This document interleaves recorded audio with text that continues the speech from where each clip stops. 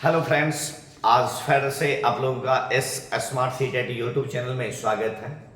तो मेरे भाई, हम लोग लगे हुए हैं बीपीएससी 40 की तैयारी में।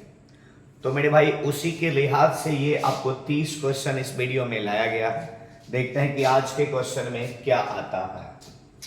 मेरे दोस्त कह रहा है, निम्नलिखित में से किस अंग्रेज अधिकारी ने पुर्तगालियों को स्वाली के स्थान पर हराया था? तो अंग्रेज अधिकारी ने पुर्तगाली को जो हराया था उसमें थे आपके थॉमस वेस्ट थे। ठीक है, कौन थे? थॉमस वेस्ट जो पुर्तगाली को हराए थे। एम के गांधी ने निम्नलिखित भारतीय राष्ट्रीय कांग्रेस के अधिवेशन में से किस एक में सर्वप्रथम भाग लिया? तो ये जो सबसे पहले भाग लिए थे वह लिए थे कोलकाता के अधिवेशन 1901 में। किसमें लिए थे मेरे भाई? कलकत्ता के अधिवेशन 1901 ईस्वी में भाग लिए थे। निम्नलिखित में से कौन सा आधुनिक भारत के पिता कहलाते हैं? तो मेरे दोस्त, आधुनिक भारत के पिता कहलाते हैं राजा राम मोहन राय। कौन कहलाते हैं? राजा राम मोहन राय कहलाते हैं। ठीक है, तो इसका उत्तर होगा उपयुक्त में से कोई नहीं, विकल्प नंबर ई आपका आंसर। 1931 क्या कह रहे बाबू? 1931 के कांग्रेस के कराची अधिवेशन में मूल अधिकारों पर प्रस्ताव का प्रारूप निम्नलिखित में से किसने बनाया था? क्या कह रहा है? किसने? तो यह जो बनाया गया था, यह मेरे भाई बनाया गया था पंडित जवाहरलाल नेहरू के द्वारा। किसके द्वारा बनाया गया? पंडित जवाहरलाल नेहरू के द्वारा बनाया गया था। आगे देखिएगा, कहा था कि 1857 की घटना का प्रारंभ धर्म के संघर्ष के रूप में हुआ था और उस घटना का अंत स्वतंत्रता संग्राम के रूप में हुआ है। यह कथन मेरे दोस्त किनका था? तो यह कथन था डॉक्टर एस एन सेन का।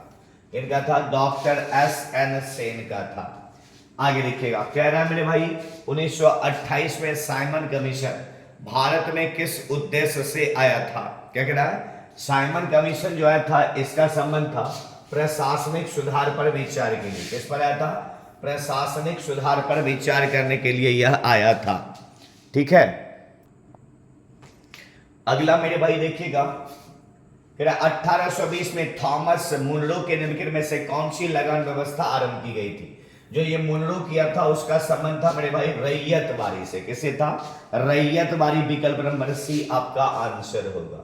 प्रथम बार संघर्ष के तरीकों के रूप में स्वदेशी एवं बहिष्कार किसके दौरान अपनाया गया था? तो सब प्रथम बार जो संघर्ष के तरीके के ऊपर किया गया, इसका संबंध था बाबू बंगाल विभाजन। किसका संबंध था? बंगाल विभाजन। विकल्प नंबर सी आपका आंसर। 1942 ईस्वी में किस त्योहार के अवसर पर जयप्रकाश नारायण हजारीबाग जेल से निकलकर भागे थे? तो ये जो संबंध था बड़े भाई, तो इसका संबंध था दीपावली। विकल्प नंबर सी हम लोगों का आंसर होगा। देखिएगा, भारतीय राष्ट्रीय आंदोलन के अंतिम चरण में कौन सी आर फार्मूला किस वर्ष प्रस्तावित किया गया था? ठीक है, तो ये जो किया गया था सी आर दास, किसके द्वारा? सी आर फार्मूला जो प्रस्तुत किया गया था उसका संबंध था 1944। विकल्प नंबर आपका बी आंसर होगा। आगे देखिएगा, कह रहा है मेरे भाई कि रेलवे बोर्ड के अध्यक्ष और सीईओ के रूप में हाल ही में किसे नियुक्त किया गया है? ठीक है, तो हाल ही में जो नियुक्त किया गया, यह करेंट का क्वेश्चन है और इसका संबंध है सतीश कुमार से। किससे संबंध है मेरे भाई? सतीश कुमार आपका आंसर। एकीकृत पेंशन योजना को लागू करने वाला देश का पहला राज्य हाल ही में कौन सा बन गया है? तो ये जो एकीकृत पेंशन योजना बना है इसका संबंध हो गया महाराष्ट्र से। किससे बना मेरे भाई? तो इसका संबंध हो गया महाराष्ट्र। विकल्प नंबर सी आपका आंसर हो गया। ठीक है, मुख्यमंत्री मांझी लड़की वही योजना हाल ही में किस राज्य सरकार द्वारा शुरू किया गया? तो ये जो मांझी लड़की होना चाहिए था। ठीक है, तो इसका संबंध उत्तराखंड से है। कहां से है? उत्तराखंड। विकल्प नंबर सी आपका आंसर होगा। कह रहा है अंतरराष्ट्रीय ओलंपिक, क्या कह रहा है? अंतरराष्ट्रीय ओलंपिक समिति के एथलीट आयोग के दूसरे अध्यक्ष के रूप में हाल ही में किसे चुना गया? तो ये जो चुना गया उनका नाम है अभिनव बिंद्रा को। किसको चुना गया? अभिनव बिंद्रा। विकल्प नंबर ए आपका आंसर हो गया। आगे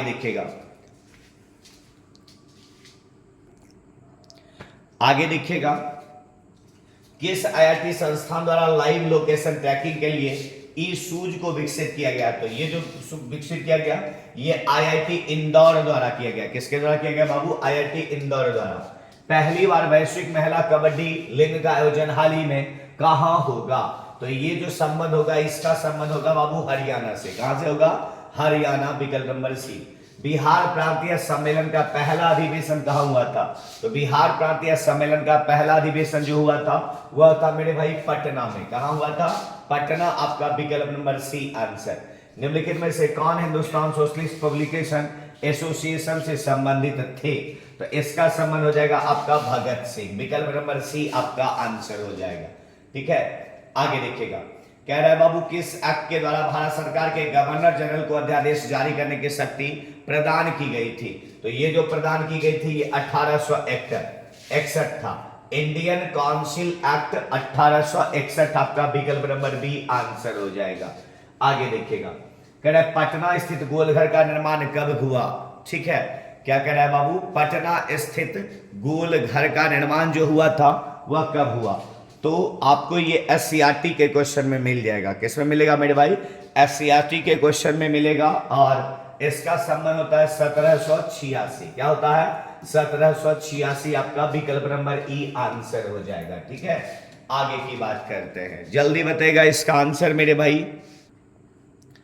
कह रहा है ऑल इंडिया हरिजन संघ की स्थापना 1932 में किसके द्वारा किया गया था? तो ये जो किया गया था बाबू महात्मा गांधी, विकल्प नंबर सी आपका आंसर होगा। कह रहा है अंग्रेजों ने पटना में अपनी फैक्ट्री किस मुगल शासक के शासनकाल में स्थापित किया था? तो ये हो जाएगा आपका शाहजहां। किसमें होगा मेरे भाई? तो शाहजहां, विकल्प नंबर ए आपका आंसर।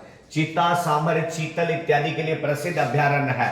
तो चीता, सांभर, चीतल के लिए प्रसिद्ध है गया। क्या हो जाएगा मेरे भाई? गया, विकल्प नंबर सी आपका आंसर। बिहार के नियाग्रा किसे कहा जाता है?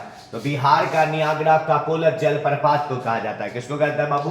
काकोलत जलप्रपात को कहा जाता है, विकल्प नंबर सी आपका आंसर। कह रहा है बिहार के उत्तरी गंगा मैदान में लिखित में से कौन सी मृदा नहीं पाई जाती है? तो नवीन जलोढ़ पाया जाता, बालसुंदरी पाया जाता है, बालथर नहीं पाया जाता। कौन नहीं पाया जाता बाबू? बालथर, विकल्प नंबर सी आपका आंसर होगा।